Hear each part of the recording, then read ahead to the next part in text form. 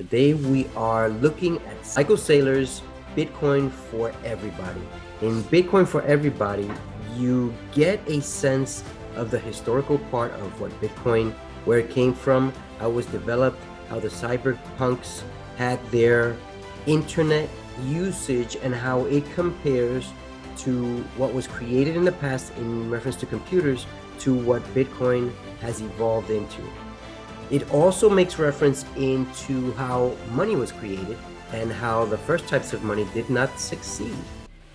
And at the same time, in historical view, at a certain point in time, as we discussed in the first two parts of this review, that money has changed from different continents to the standard of the dollar. The Netherlands used to have power of money, as well as the Roman Empire used to have power of the money. But there are other empires that had control. I'm certain that Asia at one point had it, as well as Europe to some extent had power of the money just in general. Now, since the US dollar has been in control, we have come to a pivotal point now that there is a shift in belief of where the money is headed. Does Michael Saylor say that directly in his program? Not necessarily. However, in the picture that I have up here, I just wanted to show you that comparison in how when credit cards were invented, it took about 40 to 50 years to accept the overall credit card worldwide. And Bitcoin is not much different, except that it's growing at a much faster rate than the credit card induction period, the 40 to 50 years that it took to be accepted worldwide.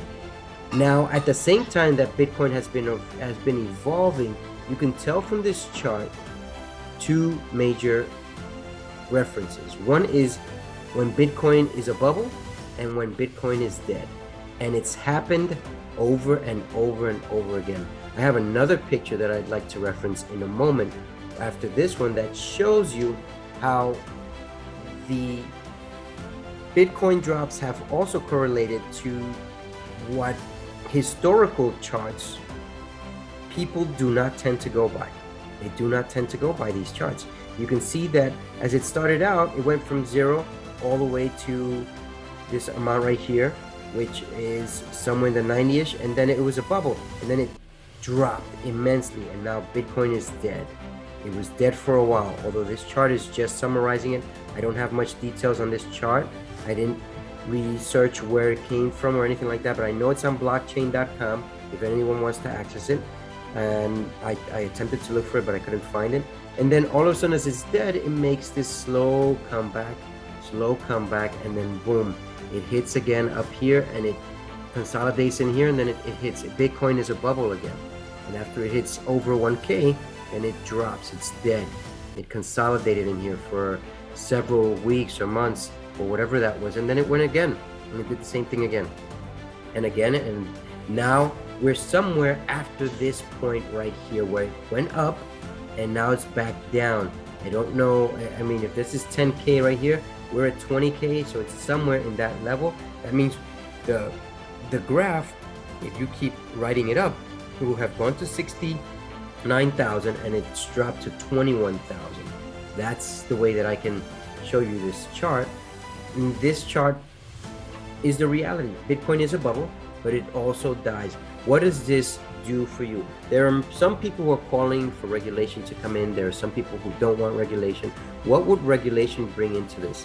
Well, in Bitcoin for Everybody, what's talked about is that people are attempting to avoid regulation in a monetary system that is self-regulated, meaning that the money is not influenced by the government, nor influenced by the bank system, nor influenced by a third or fourth party, which is what happens in general in all our transactions.